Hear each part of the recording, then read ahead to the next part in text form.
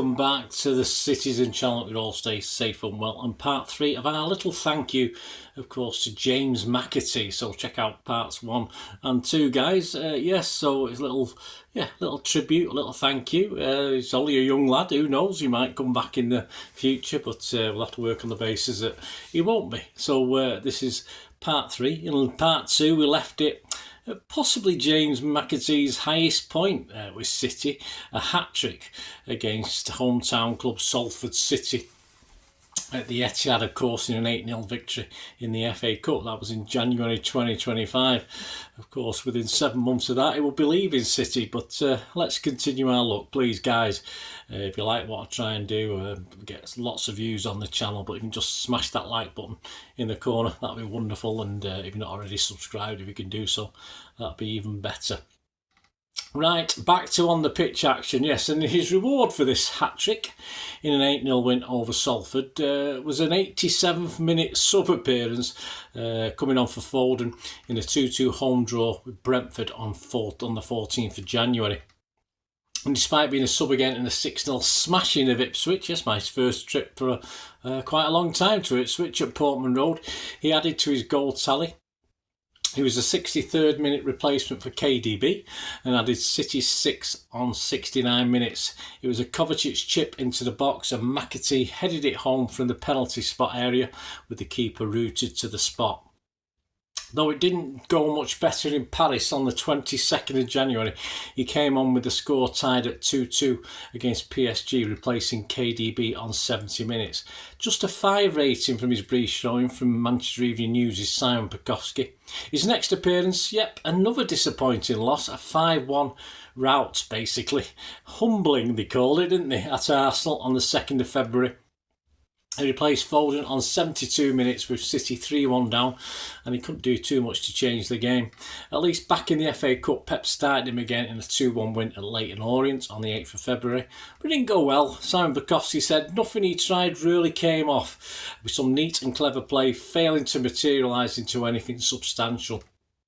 He scored him just a 5. I wasn't even that kind. I just gave him a 4. I said he was really not in it, unlucky to hit the post, but a really poor performance overall.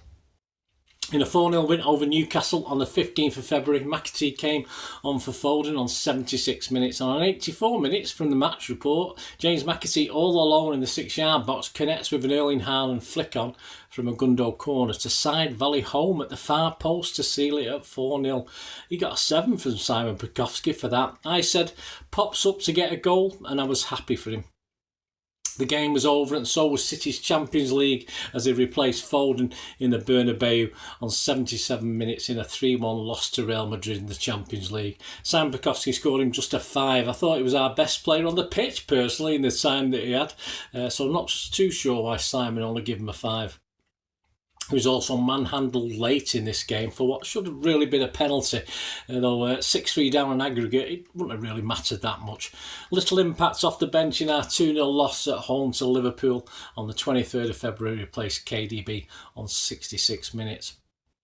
A last-minute substitute in a 1-0 win at Spurs on the 26th of February, and he was back starting though in the FA Cup again on the 1st of March in a 3-1 win over Plymouth. He won the free kick that led to City's equaliser in first half injury time, but generally quiet and was replaced by Haaland on 59 minutes. Simon Pekowski said a few glimpses of what he can do, but he never really got going without a target man to work with. He scored him a 5. He got a 5 from me as well. I said he went missing and a bit disappointing overall. On the 11th of March 2025, Simon Pekowski, the Evening News, asked the question. Yes, he asked this. He said, Jimmy Mac is wondering when he's coming back. Yes, Simon Pekowski, this is the article. For the first time this season, at the 44th time of asking, James McAtee did not make the City squad. The 21-year-old had previously been the only outfield player to make every single match day, avoiding injury throughout the campaign, and usually given a more prominent role when some of the more established stars have been given some time off. At Nottingham Forest on Saturday, though, there was no McAtee. He had trained all week ahead of the match, but hadn't been deemed one of the best 20 players to make Pep Guardiola's selection. He wasn't missed by many either. There was an outcry on social media at his absence, and Guardiola had Omar Mamouche, Kevin De Bruyne, Jack Grealish, Ilkay Gundogan and Mateo Kovacic on his bench instead to help the team. It is another frustration for the player, though it's a difficult season and another instance where it doesn't look as though the club has made the best decision either for McAtee or for the organisation. Guardiola, of course, fought to keep McAtee with the squad at the start of the season after he had spent 2 years on loan with Sheffield United, and the youngster was determined to fight for his chance at the Etihad despite interest from elsewhere. Nobody at City expected the year to go as it has, and instead of adding to a flourishing side, McAtee found himself watching from the bench as a manager preferred his trusted stars to try and get themselves out of a slump they found themselves in. A decisive contribution at Leicester just after Christmas and a hat-trick against Salford in the FA Cup. A fortnight later breathed life into McAtee's campaign, yet also sought to remind other clubs of his talent. There was interest again from clubs like Bayer Leverkusen, who City hoped to negotiate with to sign Florian Wirtz this summer. Didn't happen. However, the option of a loan move abroad was closed off by the club, and the message as the winter window came to an end was that McAtee was staying. Even as Nico Gonzalez and Marmoush were signed, Guardiola said of McAtee in a press conference, "He's going to stay. We don't have enough players. We have a World Cup at the end of the season. We have a lot of games. I think he can play more minutes. There are minutes he has to fight for and continue to fight. I'm really pleased for Macca." At the same time, maybe an offer arrives where the club say we have to sell him. My opinion on Macca, like I said to the club, is clear, but he's always a club, and the club has to take resources and sell players, and it depends on what happens. In the 9 games since McAtee has seen more minutes, as well as starts in the FA Cup against Leyton Orient and Plymouth, he has come off the bench 5 times, yet with injuries in midfield and attack easing, there was no space for McAtee at Forest. Maybe it was a one-off, but it would be much bigger news if the academy graduate included in the squad at the expense of more high-profile players who were at Forest. If there is no change for Brighton on Saturday, McAtee will be left wondering why he was deemed too important to leave at the end of January, but not important enough for match days by March. Having turned down another opportunity to make money from a sale in winter or allow the player to add to his value with more regular starts elsewhere, City too may find there's an extra cost for them at the end of the season. So we next saw him on the 30th of March back in the FA Cup at Bournemouth, and he came on for Gundogan though in the 83rd minute, so again not a lot of time.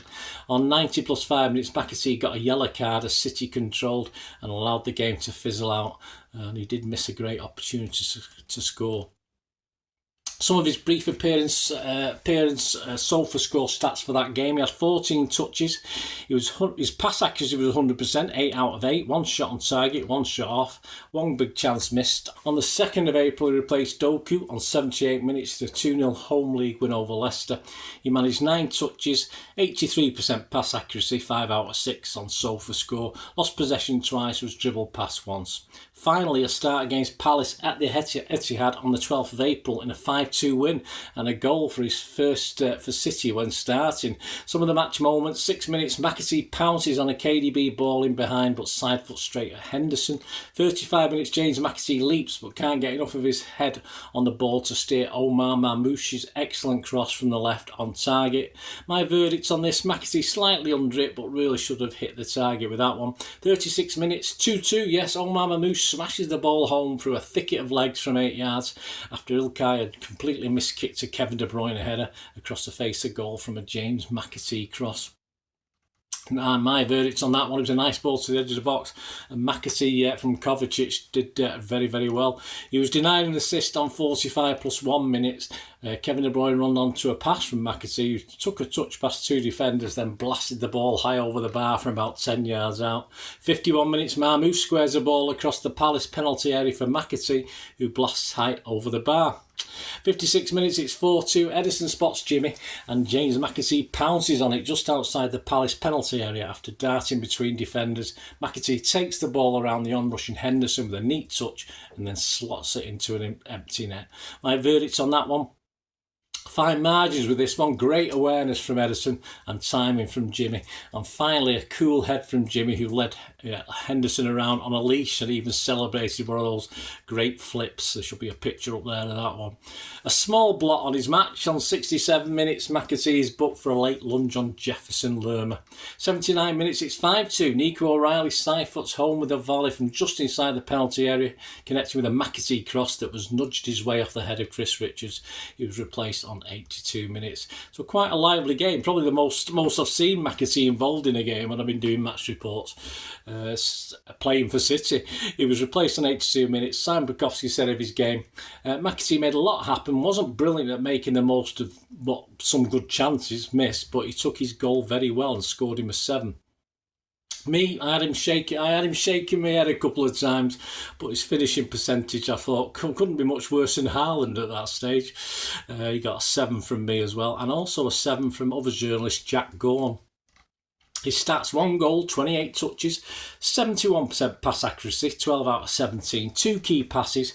He had 1 cross that failed miserably, 2 big chances created, 2 shots on target, 2 shots off target. He had 1 successful dribble attempt. He missed 2 big chances. He won 2 out of 5 ground duels. He had 1 aerial duel, which he lost. Well, he's not a big lad, is he? He lost possession 7 times, which is okay for his position. 1 clearance and 1 total tackle. He was not involved, though, in the trip to Everton, but back and another start in a big game against Villa at the Etihad on the 22nd of April. It ended, of course, City 2, Villa 1. 59 minutes, Marmoush broke loose, but it was KDB who picks it up in our own half. He sends a lovely through ball into the path of McAtee, who gets ahead of the defender, takes 2 touches as the ball sits up nicely. He attempts to lob Martinez from just outside the box, and he's really unlucky to see it go a yard wide of the far post. Pep collapses on his knees after that one. Perhaps if that had gone in, he might still be with us. I don't know. It was just a turning point, I think.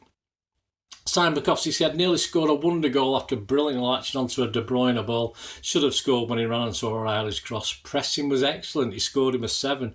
I had a bit of a different opinion. I wasn't really that impressed. I gave him a 5.5. He had 28 touches with an 88% pass accuracy, 14 out of 16.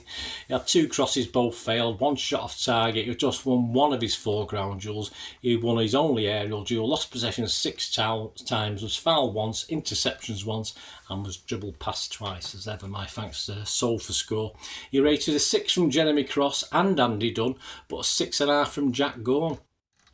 Perhaps a goal would have earned a run out at Wembley in our 2-0 win over Forest the following week, and as City pushed for Europe, he was no more than a bit part player, replacing Gundo on 83 minutes in a 1-0 home win against Wolves on the 2nd of May. It was a surprise perhaps to see James start on the trip to Southampton on the 10th of May, but he only lasted till half-time in a pretty uninspiring 0-0. Pep didn't comment on the substitution directly. Simon Bukowski said, so little of the ball on the right. City targeted Southampton down the other side and he was taken off at half time. Give him a 6. I just give him a 5. I was there that day. I'm sure he did what he was asked. I did comment at the time, which was very little. He ain't sort of to grab hold of a game himself and win it for us. His stats: 13 out of 13 accurate passes, 1 key pass, 1 accurate cross out of 3, 1 out of 2 ground duels completed, possession lost twice, 1 foul and 1 total tackle. But that was it. We saw no more of James as he didn't even get a spot on the bench for the last 2 league games or the FA Cup final. His overall stats: Premier League appearances 15, 3 goals. He started just 3 games though. FA Cup 4 appearances with 3 goals, again starting 3 of those games. Champions League 5 appearances, 1 goal. They were all sub appearances. In the Carabao Cup 2 appearances, he started both of those. And the Community Shield 1 appearance and 1 start. And he made approximately 936 minutes appearance time for the season. He also appeared in 5 under-21 friendlies, 4 starts, 2 goals and 4 assists. And as England, of course, won the under-21 championship, he started 5, 1 sub-appearance, 1 goal and 2 assists. In Simon Bukowski's season player sum up, he was spot on with James. He said a season of many possible glimpses, but not one big moment that would have made his first team place secure. In my end of season Premier League player ratings, over his 4 qualifying games, I averaged him 6.13, but the Manchester Evening News a much higher 6.75. That was the 4th highest in the honourable mentions of the guys who didn't play enough time. Higher than all the 14 qualifiers for player of the season. In my domestic cup player ratings, we both agreed he was number 6 on our top list. James McAtee, a 6.2 from me and a 6.6 for the Evening News. As James lifted the Under-21 European Championship with England, of course he wasn't taken on the US tour, but we all knew it was a matter of time until he left the club. We got the right offer, etc. And on the 16th of August 2025, Premier League club Forest announced the signing of McAtee on a 5-year contract for a fee close to 30 million. He said, I would like to thank everyone at City for all of their support and guidance during my time here. I joined as a boy with a dream of playing at the highest level, and I've been able to achieve that as part of Pep's incredible squad. It's been amazing every step of the way, from winning the FA Youth Cup to making my first team debut and developing from there. I leave City with lots of great memories.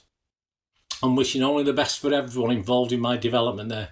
I might have missed his message to the fans who were always supportive of the lad, but I'm sure he meant to sort of say thank you to City as a whole, meant the fans as well, but I'm sure he has in the meantime. Personally, yeah, I had predicted some time ago that long term there'd be no place for McAtee regularly in a Pep team. I just didn't think the way Pep was reacting to him, playing him, I didn't see it was happening. But of course it was a pleasure just to watch a young City fan live the dream and play for our club. James McAtee, yeah, thank you. All the best for your future. There you go, guys. Let us know any memories you've got. That'd be fantastic about James. Hope you've enjoyed this little 3-parter. Will be a quiz as well. Keep your eyes open for that. So I'll check you've been listening and paying attention. A little James McAtee quiz, a bit of fun. So hope you enjoy that. Please, if you do enjoy the content on the channel, this and everything else I do, that's much appreciated. If you want to contact me or get me through my various socials or ways of doing it, and as ever, all you ever have to do to find out how to support or help or contact me, keep watching and listening. Thanks for that, guys. Hope you enjoyed the feature anyway, and please, if you can, give us a thumbs up, give us a like, that'd be wonderful. And if you're not already a subscriber, it'd be great if you could subscribe. It's absolutely free. Also, check out all my social media links. Will be in the description and comments below if you want to follow me on TikTok, Instagram, X, Facebook. We can chat on there and do all things City, of course. Also, if you're into film and TV, don't forget a lot of this channel is film and TV stuff. I love me film and TV like I do City. So if you're into that, have a look. Or if you know someone who might not be that bothered about the football but likes film and TV, give them a kick in my direction. I'll be very grateful. And special thanks as ever to supporters of the channel. Piat6505, they've got a little eBay shop selling film and TV memorabilia mainly, including books, magazines, posters, lots of posters, and they do have some City stuff as well that they've purloined off me over time, so there'll be a few bits and pieces, probably more going on as well. So have a look at Piat6505 on eBay. And yes, if you do go onto eBay, and if you're a member, we do have memberships, 99p a month. You get early access to all my vlogs, so as soon as I do them, you get them. Sometimes it could be months before they're published generally, so a lot of the history stuff, so you have access. The membership gives you access to that. It gives you 10% extra off at Piat6505 if you want to buy any of that memorabilia. That's all that you can actually gain that from being a member. And support the channel. That's a great way of supporting the channel, of course, like watching the ads on the original thing that you've seen now, my original feature. That'd be fantastic. So yeah, also, before we go, podcasts. If you like your podcasts, I do a podcast with Mike Long in South Korea. It's called Bolt from the Blue, in our 8th season. Yeah, we've had some good fun on there. We're trying to have a bit of humour, generally look at City's games as and when we play them, have a look back. So please check out that. It's on Soundcloud, Spotify, all good places you get your podcasts from. There you go, guys. Thanks for watching. Hope you enjoyed everything about this feature, and you didn't mind me asking you about this at the end. And please, all I ever ask for you is to stay safe, everyone, especially you Blues.